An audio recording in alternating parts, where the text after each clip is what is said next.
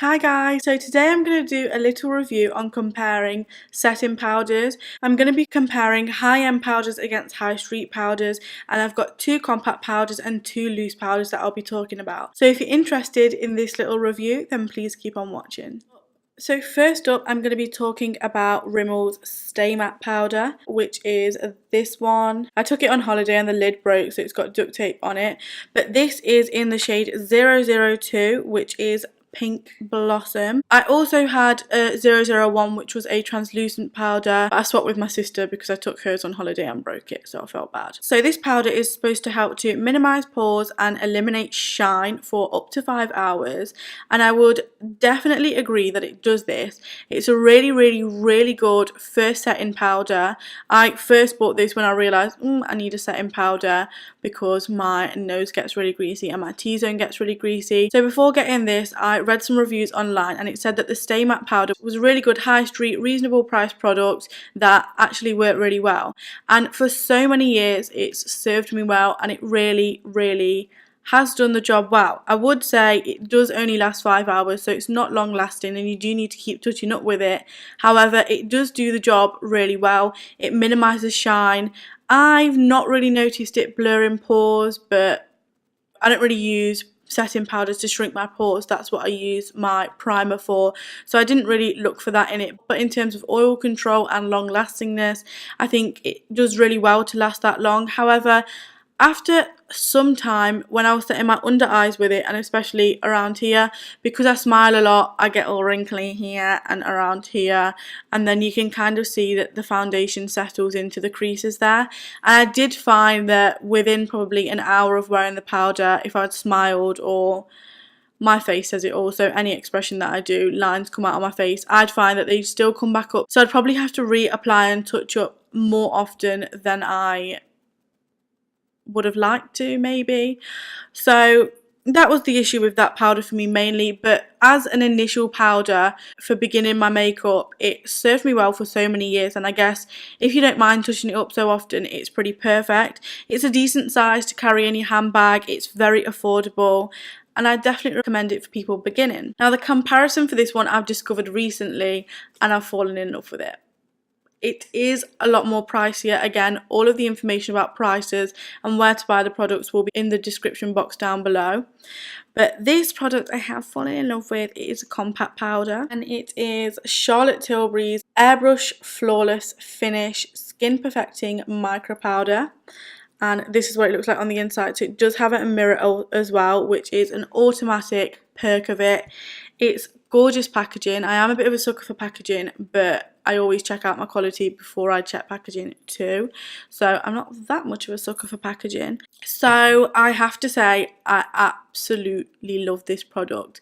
I mean, a lot of the time people think you're paying for the name, but with this product, I'm just going to start out by saying I do not do paying for name. So I don't care whether it says Charlotte Tilbury or whether it says Rimmel. If Rimmel works better than Charlotte Tilbury, then I'd be the first person to say it and tell people don't waste your money or your time going out to get that kind of stuff. But I have to say that Charlotte Tilbury does trump the Rimmel powder, and I'll give you all the reasons why. Number one, it has a mirror, which again, that's just a minor thing, but for me, it was a pretty big one because not everywhere you go has a mirror in the toilets, which is really annoying. But this is just helpful. Use it absolutely anywhere, and it's just handy to have a mirror. Second of all, it only comes in 3 colours, but I find that because it's not like really pigmented, obviously the colour isn't going to make you seem a lot lighter than your skin tone, if that makes sense. So I got this in medium tone and it works on my skin tone perfectly fine. So this powder is also for setting your face and reduce oiliness, and I definitely believe it does that really well.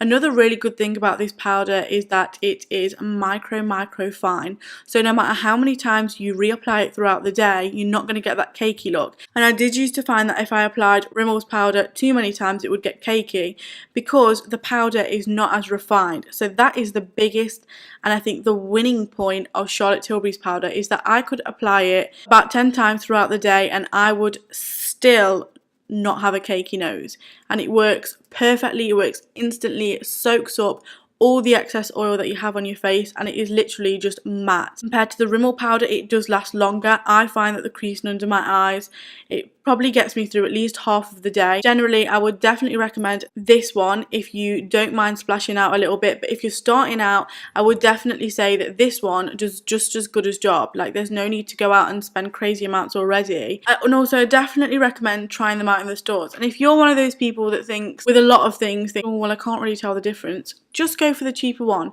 Try it out, see how it works, because it might work better for you. And then if you think it doesn't work, then you can always upgrade to the Charlotte Tilbury powder. You won't have to keep on buying different powders and trying them out and them not working as well. Whereas this one, I just think is a one-hit wonder and it works so good. I love it. Thank you, powder. So that is it for the pressed powders. Now for the loose powders, again, I'm going with my favourite brand, Rimmel. See, I really never understood the need for a loose translucent powder until baking came around, and I upped my knowledge on that. So then I did invest again. I always invest in high street first. Number one, I don't necessarily know whether I need that product as part of my makeup routine. So to buy something cheap initially is always a good option to figure out whether it's something I need and that works for me, and I definitely recommend that.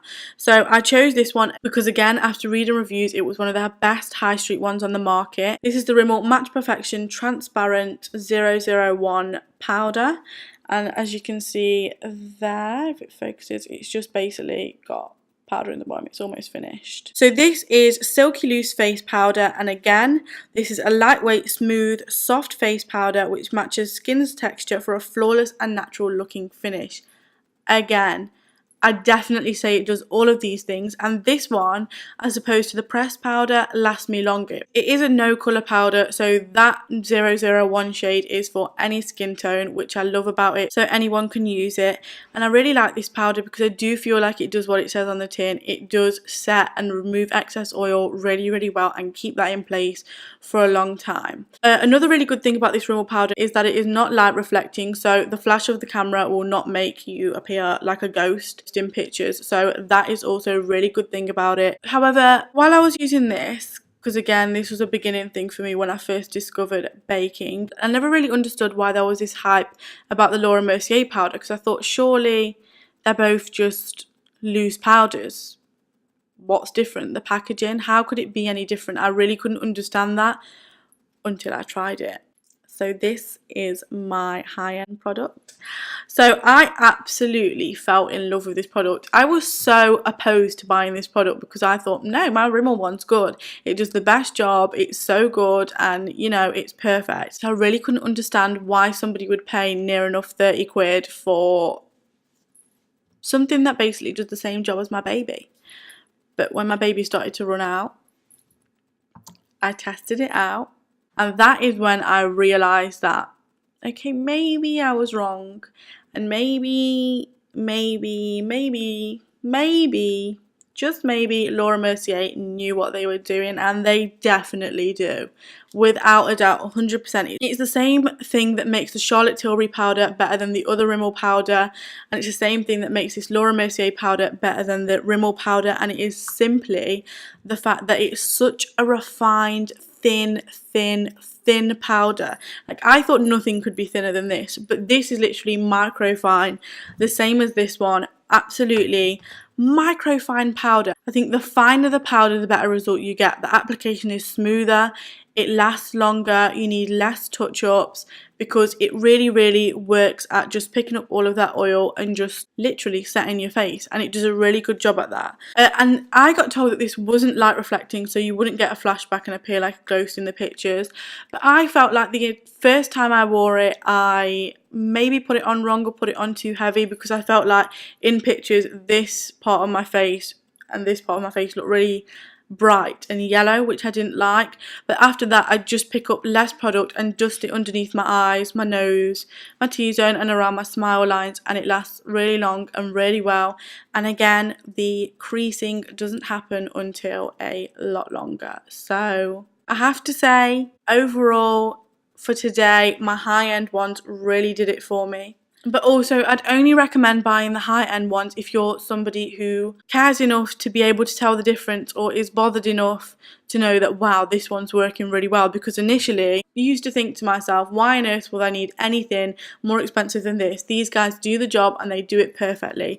And it's not until you actually try out the high-end ones until you realise that actually they do a much better job. If you feel like you're somebody who's just starting out or wouldn't really know any different, I definitely recommend, if it's your first loose setting powder or your first compact powder, definitely go for High Street first, because what worked for me may not necessarily work for you, and everybody's different. If you do want to try these ones out and you don't have the money, try and sample it out in the store first and see how that lasts you in the daytime, because again, you don't want to spend a bunch of money and then you don't like the product afterwards, because there's nothing more annoying. So that is my quick as I possibly could review on high-end versus high street powders.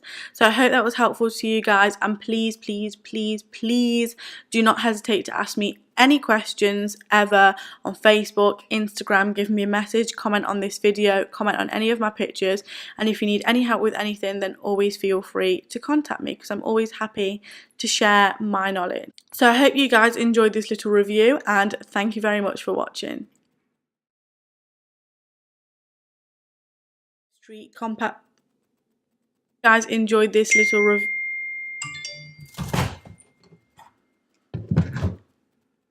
Oh shit. I got I got lipstick on my microphone. Oh, oh shit, I'm rubbing it in. Okay, we'll just have to deal with that.